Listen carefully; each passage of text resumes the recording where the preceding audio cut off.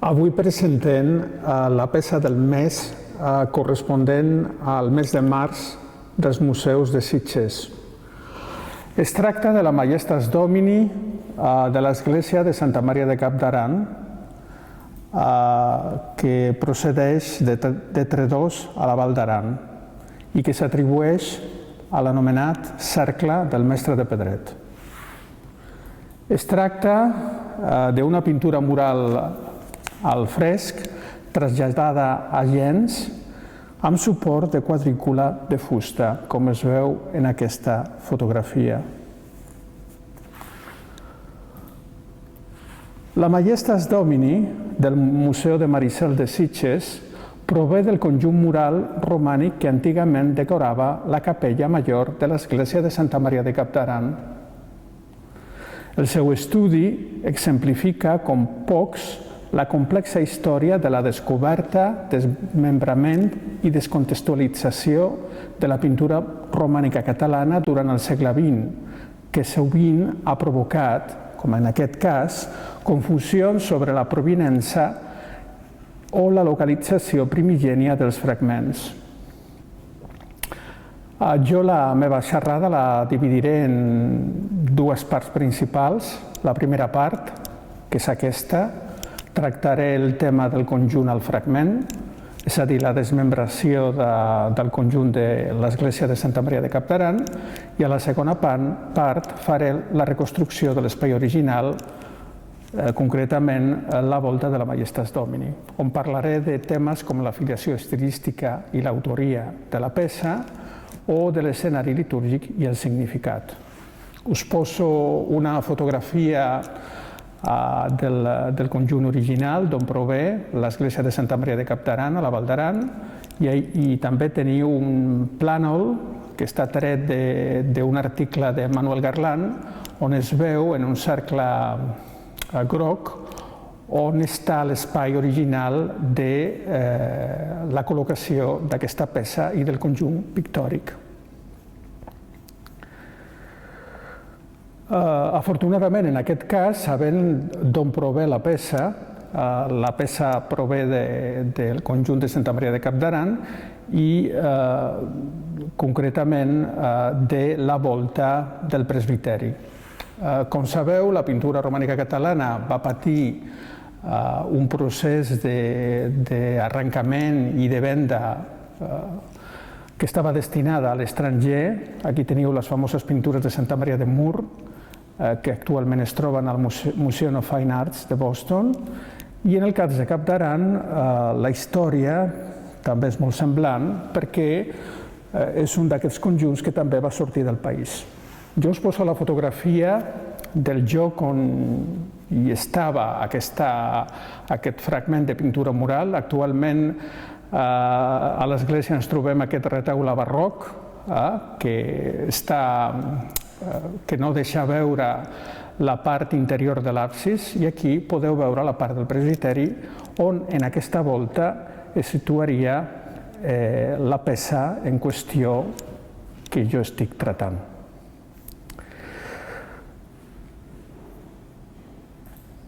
La peça va ingressar l'any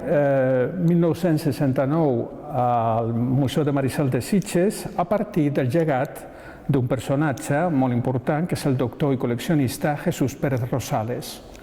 el qual la tenia a Barcelona després d'haver-la adquirit molts anys enrere al marxant d'art biguetà Josep Bardolet. Aquí teniu una caricatura que es conserva al Museu de Maricel, on es pot veure el doctor Jesús Pérez Rosales al seu apartament de Barcelona ple d'objectes, com podeu veure, d'art medieval. La col·lecció del doctor Pérez Rosales ha estat estudiada de manera molt detallada en un article de la Vinyet Panyella. Bé, però tornem a la història nostra. El doctor Pérez Rosales va comprar la peça al marxant biguetà Josep Bardolet. Cal recordar que el conjunt de Santa Maria de Capdaran va ser descobert l'any 1930, darrere d'un retaule barroc, el retaule barroc que teniu a la pantalla. Però l'espai aquest, en aquest moment, era una sagristia. Tanmateix, va ser més tard, l'any 1941, quan es va procedir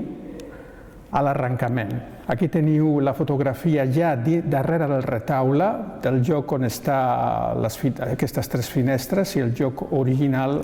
d'altra part de les pintures. Aleshores, Josep Bardolet va demanar permís al bisbat de la Seu d'Urgell perquè el restaurador Ramon Gudiol i Ricard arrenqués les pintures que es van dipositar en un magatzem dels bisbats fins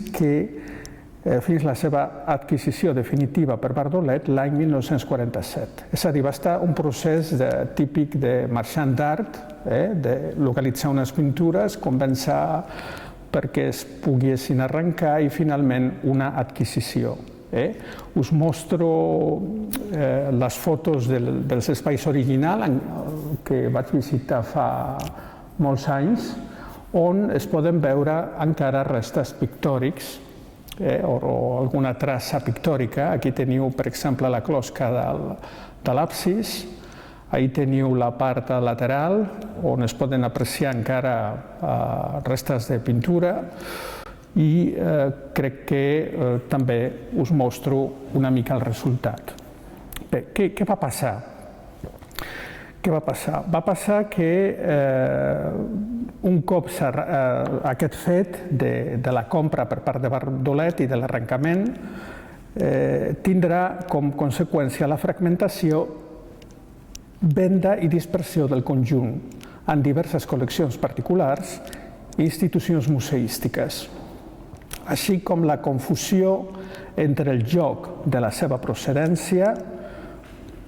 De fet, el conjunt se'n va vendre com procedent d'una església inexistent, Sant Joan de Tredòs. Una cosa que és habitual, és un estratagema habitual en el món de les antiguitats i del col·leccionisme. Dir que una peça prové d'un lloc que no ha existit mai és una manera d'amagar el lloc d'on prové. Aleshores, jo us mostro, perquè és molt interessant, la peça per davant i per darrere,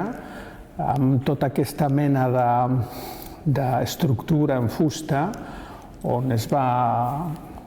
col·locar la peça després d'arrencada i després de ser arrencada. I és molt interessant perquè tenim la resta de les peces que aleshores es van localitzar al Mercat de l'Art a través de fotos de l'arxiu Mas. L'arxiu Mas, que va fer tota aquesta sèrie de fotografies dels fragments, de les quals després parlarem, que ens permeten reconstruir el conjunt. Malauradament, nosaltres no tenim una foto del conjunt in situ, només tenim els fragments desplaçats i a vegades resulta una mica difícil proposar la seva reconstrucció original. Tanmateix, al final d'aquesta conferència, jo us faré una proposta de reconstrucció de tot el conjunt. Aleshores, ahí teniu la resta de les peces, aquestes tres peces que teniu aquí. Després teniu, encara que la primera, la que està a la part alta, forma part de la segona. Després teniu aquestes altres dues, el Sant Gervasi i el Sant Pere. I jo us mostro una altra que actualment està en una col·lecció particular a Barcelona, en la qual us mostro no només la part davantera, on es pot veure el fragment de pintura mural Sant Protasi, que fa joc amb el Sant Gervasi que us he mostrat abans, sinó també el darrere, on es pot veure aquesta estructura de fusta que és característica d'aquesta mena de presentació de fragments de pintura mural per la seva venda. Aleshores, compareu l'estat actual d'aquesta peça, aquesta col·lecció de Barcelona, amb, diguem, la presentació d'aquesta peça més gran del Museu Maricel. És a dir, tot això el que indica és que tota aquesta operació va ser duta a terme per Bardolet amb el Ramon Gudiol i que tots aquests fragments, a través, sobretot, de Walter Cook i Josep Gudiol, van ser després posats als mercats de l'art. Aleshores, jo us mostro aquests detalls i, sens dubte, la notorietat del conjunt deriva de la compra, uns anys més tard, l'any 1950, per part del Metropolitan Museum of Art de New York. El Metropolitan va comprar les pintures de la closca de l'absis i altres fragments de tema ornamental de finestres i d'arcs. Jo us poso, diguem, el conjunt encara quan era, diguem, trossejat, estava trossejat, i, com sabeu, només les teles de tema figuratiu van ser posteriorment instal·lades a la sala, a una de les sales del Museu de Nova York, concretament al Museu de Cloisters,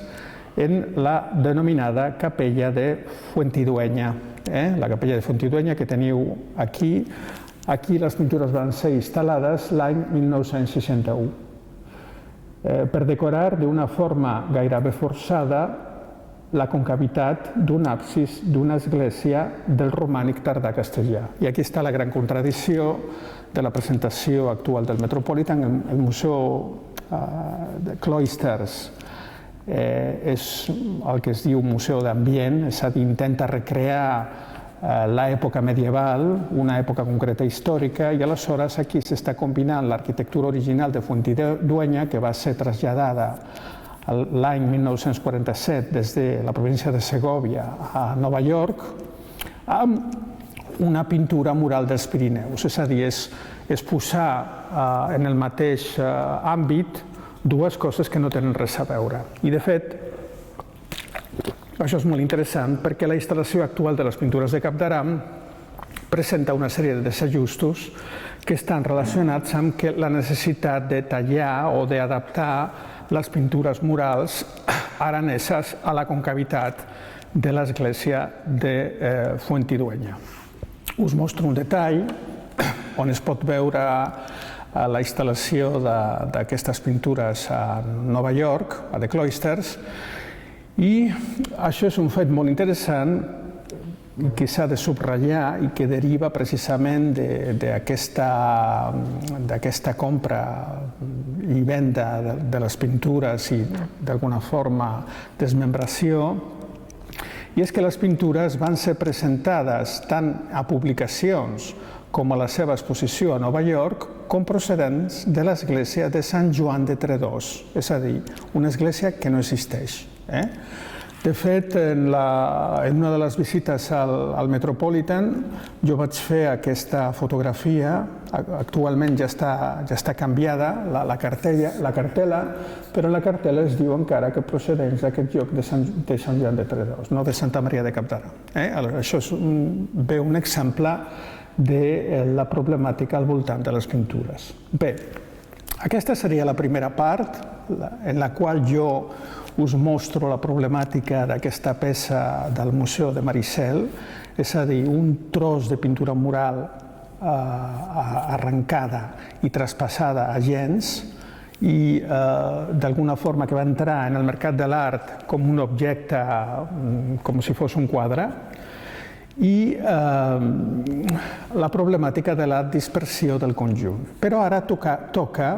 entrar en la segona part, una segona part que és més arriscada, que no és només la història de la fortuna de la peça, sinó el que seria la reconstrucció de l'espai original. I sobretot, i aquesta serà la novetat, la importància que tenia la volta de la Majestats Domini, on es col·locava aquesta peça, en el conjunt original. Aleshores, jo, durant aquesta segona part de la conferència, ens centraré en problemes de filiació estilística i autoria i també en la reconstrucció de l'escenari litúrgic i el significat. Bé, la primera, jo us mostro aquí una publicació recent de la Val d'Aran, que va ser un catàleg que es va fer, crec que el 2017, sobre que es diu Aran Mefekit, que recull un munt de peces medievals de la Val d'Aran i on es va fer aquesta mena de collage amb els diferents fragments que procedeixen d'aquest lloc de la Val d'Aran. Fragments que, com veureu després, podrem completar una miqueta. En tot cas, el que és interessant és que podeu veure d'on venia la peça originalment.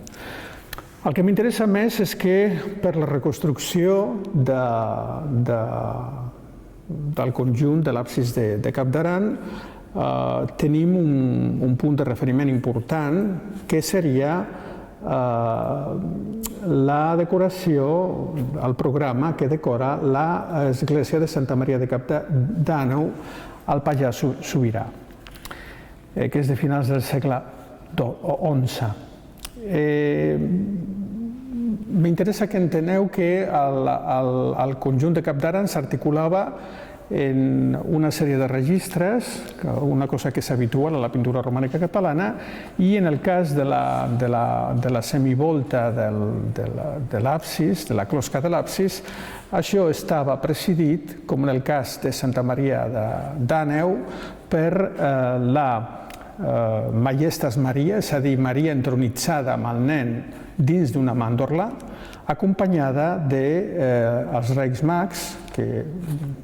diguem que és com una escena de l'Epifania, i els arcàngels Miquel i Gabriel, acompanyats d'inscripcions i amb els estandards, i, com us deia, això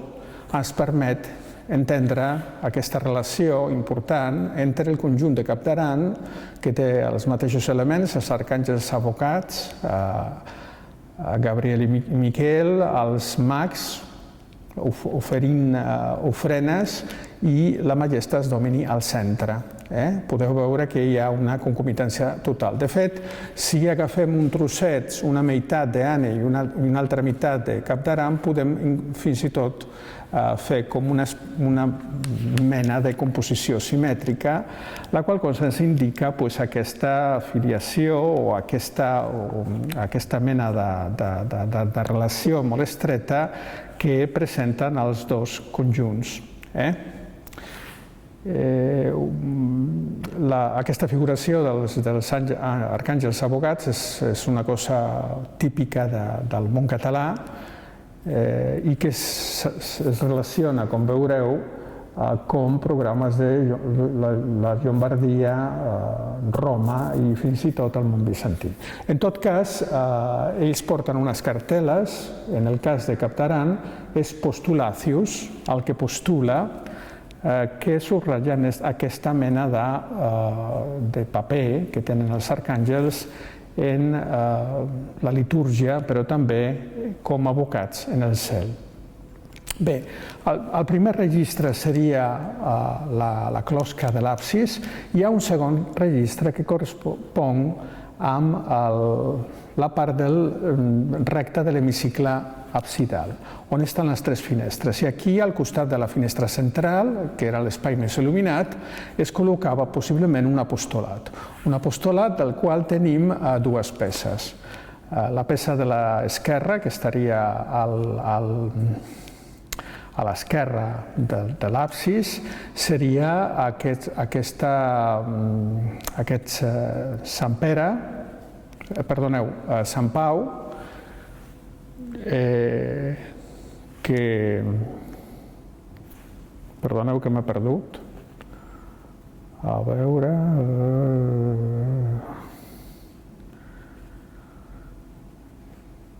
És a dir, es representava el Sant Pere, perdoneu, que és a l'esquerra, i el Sant Pau a la dreta. El Sant Pere, que és el que teniu davant, el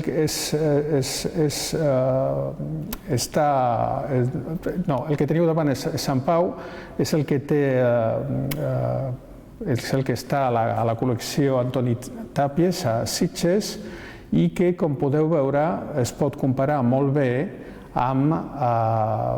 el Sant Pau que es troba actualment a l'església de Sant Pere del Burgall. L'església de Sant Pere del Burgall és un altre dels conjunts que es relacionen directament amb Capdaran. I l'altra peça que està en parador desconegut és el Sant Pere, que és el que teniu aquí, que és molt semblant també al Sant Pere de Burgall. I finalment hi ha un espai, que es veu molt bé al plànol de Manuel Garland i que es veu en aquestes fotografies, que és un espai que està, diguem, a l'embocadura de l'absis, és l'arc de l'embocadura de l'absis i seria com les parts laterals d'aquesta embocadura de l'absis. I aquí es situaria una sèrie de fragments, que és una mica més complicada la seva reconstrucció, que tenim el fragment del Protaci, el fragment de la Paloma de l'Esperit Sant i aquest sant, el Gervasius, que recentment Olanyeta va trobar que es conserva a Suïssa. I aquí teniu els fragments, això és el fragment de la Paloma de l'Esperit Sant, del colom de l'Esperit Sant, que es conserva també a la col·lecció Tàpies. Tot això és molt interessant i planteja tota una sèrie d'incògnites. Com estava format aquesta mena d'arc davant de l'absis? Segurament, almenys amb la presència del colom de l'Esperit Sant, que indica aquesta cosa martirial, i 4 sants, 2 a cada banda, que segurament eren a la part superior 2, que són una mica desconeguts i que corresponeria a la imatge que teniu al centre, i ens mancaria la que estaria de l'altre costat,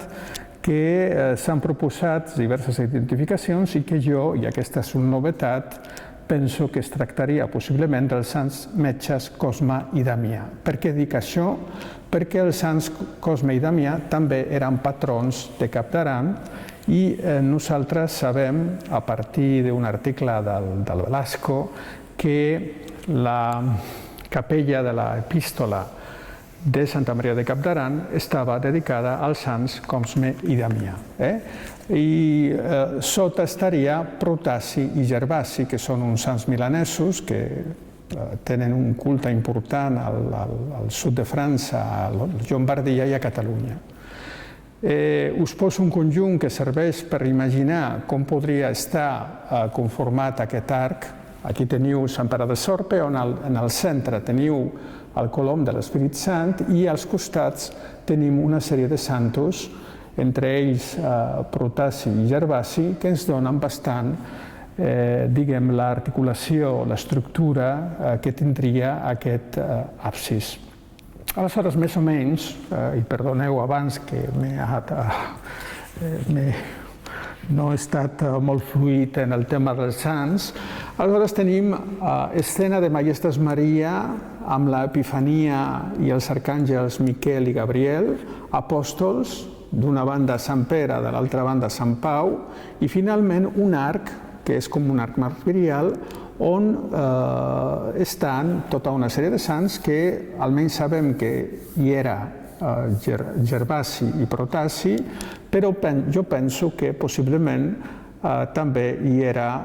el Cosme i Damià en relació a la dedicació de l'Església. Bé, entrem ara en un altre aspecte que estaria a la volta del presbiteri, i a la volta del presbiteri s'ha de situar la Majestas Domini de Santa Maria de Capdaran. Una Majestas Domini, però, que, com podeu veure, està dins d'una mena de màndola circular, una màndola circular que figura els colors de l'arc iris, perdó, de l'arc del cel, I aquesta manera de figurar la Majestas Domini amb els colors de l'arc del cel és típica precisament de les escenes apocalíptiques. De fet, estem davant d'una temàtica apocalíptica, que és la segona parusia, la vinguda de Crist al final dels temps, en el qual apareix amb la mà benedient, el llibre obert, i ell està entronitzat sobre aquesta mena de conjunt de colors que conformen la màndorla i que és un atribut del cel. Però hi ha una cosa particular que ja s'havia dit i que jo vaig comprovar en la visita que vaig fer acompanyat de l'Ignasi Domènech i la Elisenda Casanova, i és que en el costat dret, en la part inferior, encara es pot veure aquesta mena de línia sobre l'arrebossat de cal i encara una mena de S, una S que jo crec que formava part de la paraula Sanctus. Això què vol dir? Vol dir que aquesta Majestas Domini, que estava al centre de la volta del presbiteri, estaria acompanyada d'un seguit de personatges amb inscripcions. Aquest seguit de personatges els podem reconstruir precisament gràcies a un altre conjunt que està de l'altre costat dels Pirineus, que és l'església de Saint-Marie de Vals en Ariège. Això és superinteressant, perquè en aquesta església tenim la mateixa tipus de Majestas Domini dins d'una màndorla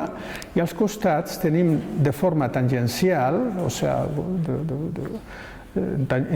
tangencialment amb la representació de la Majestas Domini, col·locats el tetramorf, que és el que estaria relacionat amb la idea del Sanctus, i en les bandes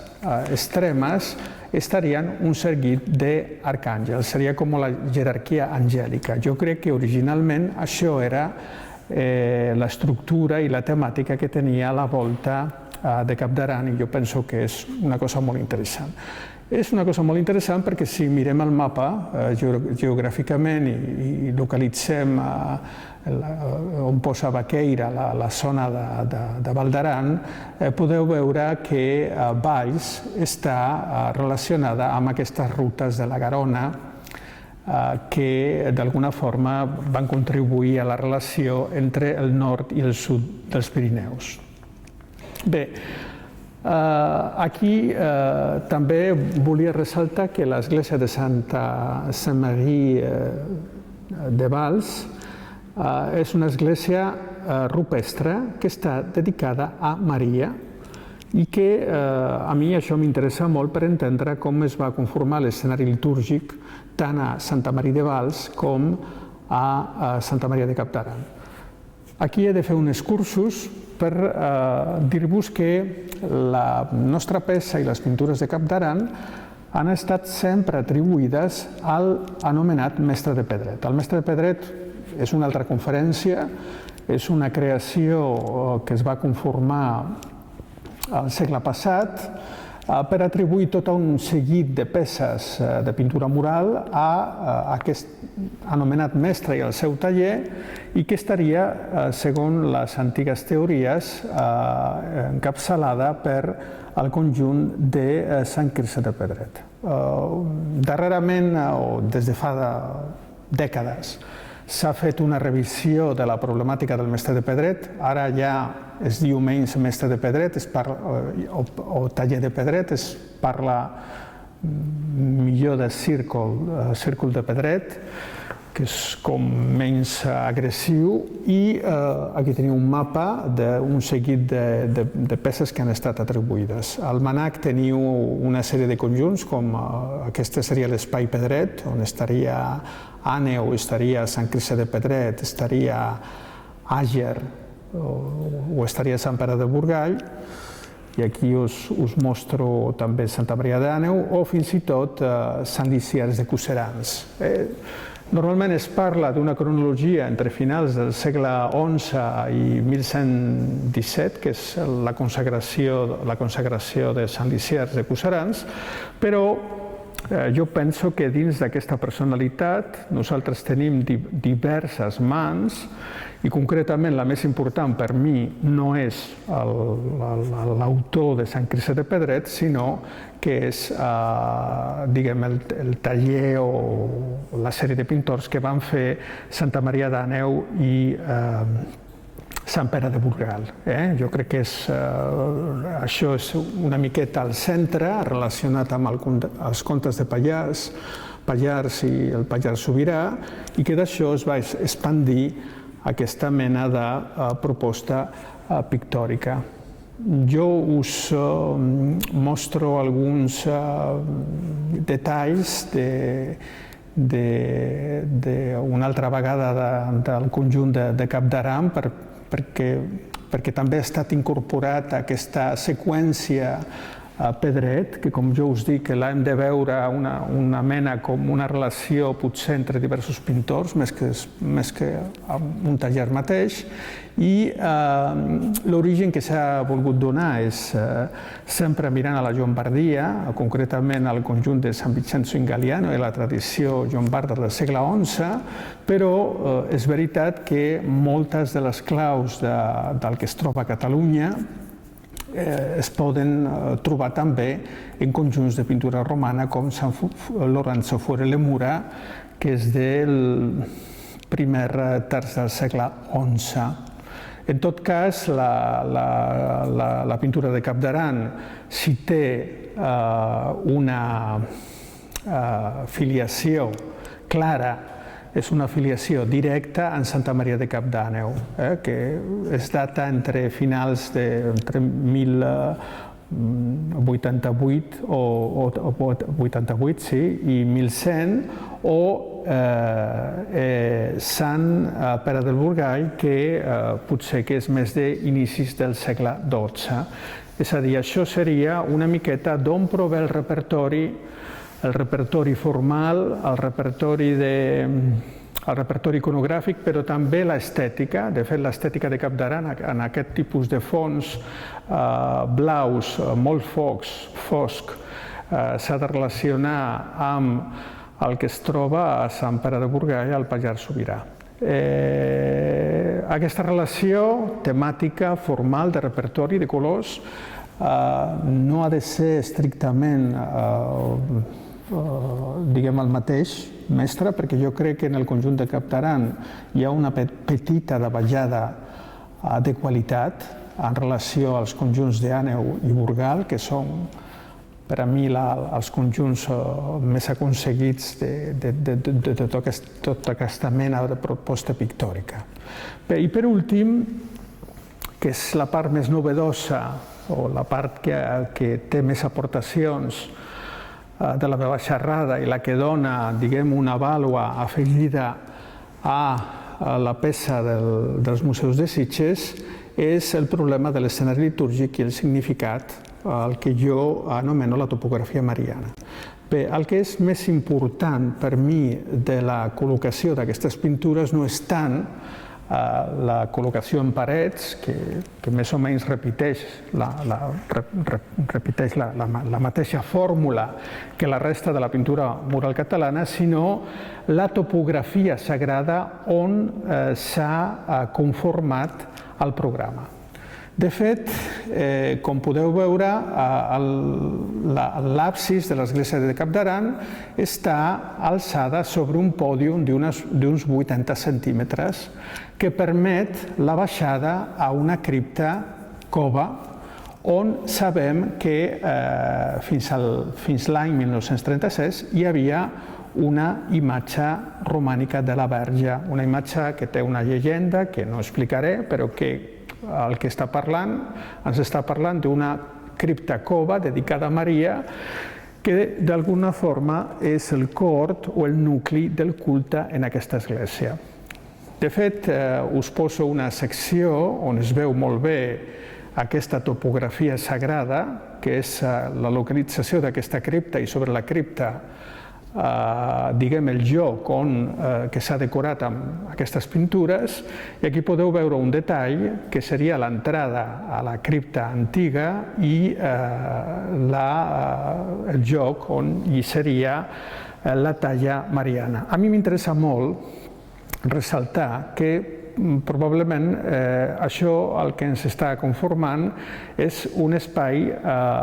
litúrgic i un espai sagrat relacionat amb el culte a la Verge Maria. Una cosa que també es troba, i és molt interessant, en el segon pilar de la nau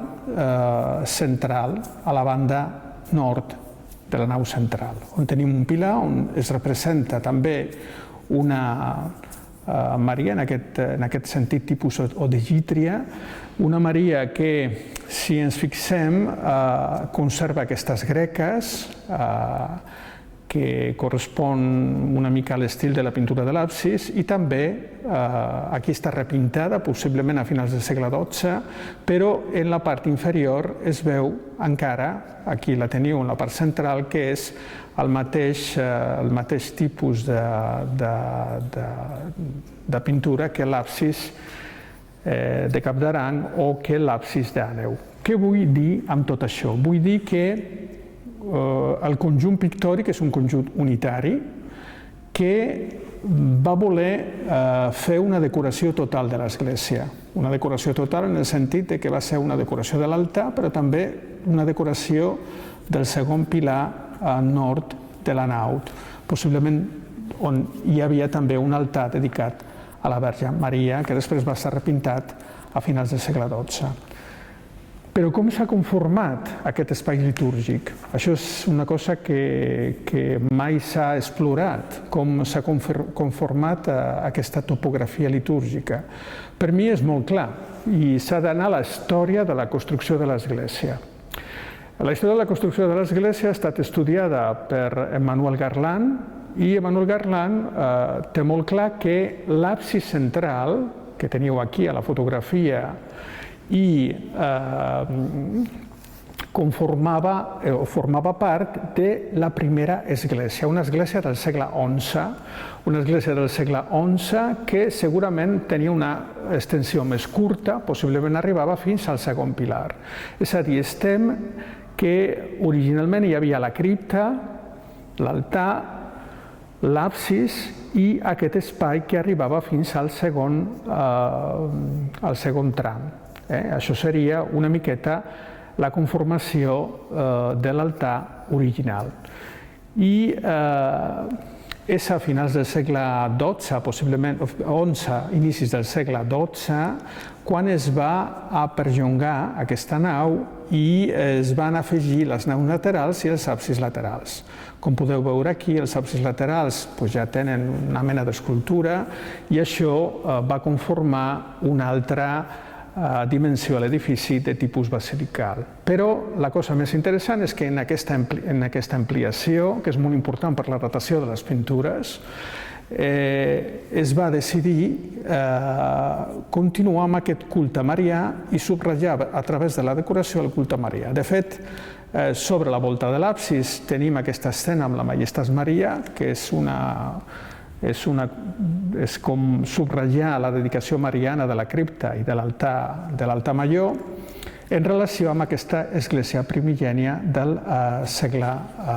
XI. Aquí teniu també la relació amb Santa Maria d'Àneu, que és molt important, i la conformació d'aquest programa. Un programa marià que és molt interessant en el cas català perquè això té arrels a tota la tradició mediterrània de Majestas Maria. I això és el que diferencia aquesta proposta que es veu a Santa Maria d'Àneu i a Santa Maria de Cap d'Arany de la tradició anomenada normalment com la teoria que diu que el mestre de Pedret només té la relació directa amb la Llombardia. De fet, fixeu-vos que aquesta tradició de Maria a l'absis acompanyada dels arcàngels o Maria acompanyada dels mags és una tradició d'arrel bizantina que es troba en llocs com l'església de Quiti, a Xipre, o l'Hagia Sofia en el segle IX, en la segona consagració d'Hagia Sofia, o Sant Napoleó el Nuovo al segle VI. Això vol dir que estem davant d'una tradició pictòrica que té arrels a la tradició mediterrània i les grans tradicions de la pintura mediterrània, concretament amb arrels que estan fins i tot a la tradició bizantina. En quant a l'apostolat, aquí teniu el Sant Pau, que relacionàvem amb el Sant Pau de Sant Pere de Burgall, no hi ha dubte d'aquesta filiació. En tot cas, el que m'interessa és que des d'un punt de vista cronològic, si nosaltres relacionem les pintures de Cap d'Arana amb Santa Maria d'Ano i Sant Pere de Burgall, i el Burgall possiblement va ser acabat a inicis del segle XII, no crec que abans de 1106, estaríem parlant que el conjunt de Cap d'Arana es va fer després. I això coincideix molt bé amb l'arqueologia i la datació del conjunt. Perquè si l'església és del segle XI i a finals del segle XII es va produir aquesta mena de remodelació total de l'església, afegint dues naus i ampliant les naus, possiblement quan s'ha acabat aquesta mena de procés és quan es va fer la decoració de les pintures, que jo no penso que la decoració del temple pictòrica hagi estat abans de 1110-1120. Jo fins i tot soc més partidari de posar-la cap al 1120. Això és interessant i també és interessant la confrontació amb Santa Maria de Valls, perquè això el que vol dir és que aquesta tradició que prové del sud dels Pirineus també està en aquesta part dels nostres Pirineus, no només a Sant Lisier, sinó també a Santa Maria de Valls, on trobem també un cicle totalment concentrat a Maria. És una església rupestre dedicada a Maria, és un santuari on hi ha diverses escenes de la Verge. Jo penso que Cap d'Aram possiblement també hi havia, potser a les parets del presbiteri, un cicle dedicat a escenes relacionades amb la infància de Jesús o la vida de Maria. De la mateixa manera que és molt important el tema de la Majestas Domini a la volta, perquè el que està intentant és parlar-nos de que això és la volta del cel sobre l'espai on es fa la cerimònia litúrgica al costat de l'altar i sobretot aquesta idea és molt important perquè en tota la tradició cristiana, en tota la tradició textual, fins i tot en les tradicions catalanes relacionades amb Oliva o amb la descripció de Cuixà, es parla sempre de l'altar com l'espai que està entre la terra i el cel. I fins i tot el baldaquí, que té una gran tradició a Catalunya, que és el cel sobre l'altar, que representaria la terra i el sepulcre de Crist,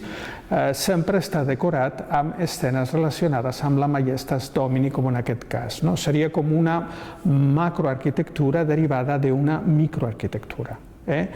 El fet de la S, que us vaig assenyalar abans, diria que al costat havia tota una sèrie de figures que ens posaríem en contacte amb el gran, diguem, la gran parafernàlia temàtica de Santa Maria de Valls, amb el tetramorf i els arcàngels, i segurament, com us he dit, en les parets havia escenes relacionades amb la infància de Jesús i la vida de Maria. Aquí us mostro la famosa miniatura de la Bíblia de Sant Pere de Rodes, la part que va ser feta a Santa Maria de Ripoll, on es veu aquesta idea de l'altar entornat dels àngels, o la reconstrucció del baldaquí d'Oliva a Cuixà, que tenia sobre la volta també aquesta Majestas Domini, i que jo crec que això era una forma de subratllar la importància de l'altar i la importància de la relació entre l'Antic i el Nou Testament, que Maria seria la nova Arca de l'Aliança, que estaria darrere de tota aquesta mena de decoració de l'espai litúrgic Santa Maria de Capdaran. Jo us poso Santa Maria d'Ano amb les propostes que jo vaig fer en una sèrie d'articles i que estic treballant actualment en una publicació que es publicarà a la revista italiana Arte Medievale, i com novetat us presento la reconstrucció virtual en la qual hem estat treballant i encara treballem del que seria el conjunt topogràfic i sagrat de Santa Maria d'Àneu. Aquí teniu la primera imatge d'aquesta reconstrucció, en la qual, com podeu veure, és molt important que la topografia sagrada de la primera església es conserva a la segona església, és a dir, tenim l'altar sobreelevat sobre aquesta cripta, i sobre aquesta cripta estaria aquest conjunt pictòric presidit per la Majestas Maria i la Majestas Domini, i en el segon pilar estaria aquest altar marià que segurament estava relacionat amb el culte que es feia, i segurament la circulació dins del temple, el culte que es feia a la Verge Maria. Jo crec que en relació a tota la tradició que hi ha a Catalunya, o com per exemple en el cas de Sant Miquel de Cuixà. I teniu aquí una segona fotografia on es veu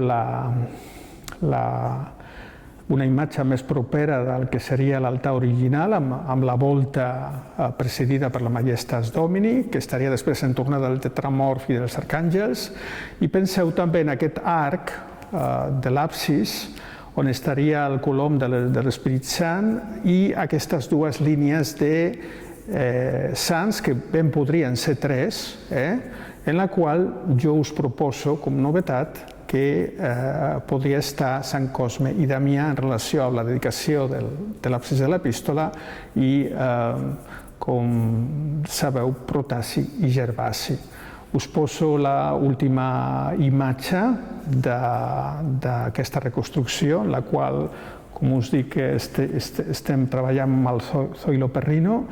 i jo voldria dir-vos que la conferència d'avui el que ha volgut reconstruir a partir d'aquesta revalorització de la Majestas Domini de Santa Maria de Capdaran, que es conserva als museus de Sitges, és presentar-vos la topografia mariana de l'església, presentar-vos la novetat de la possibilitat de que Cosme i Damià estiguessin representats a l'arc de l'absis, i sobretot donar-vos la importància que té aquesta imatge de la Majestas Maries per entendre la significació de l'espai de l'altar com una mena d'espai del cel sobre la terra. La terra on estava aquesta cripta dedicada a Maria. Moltes gràcies.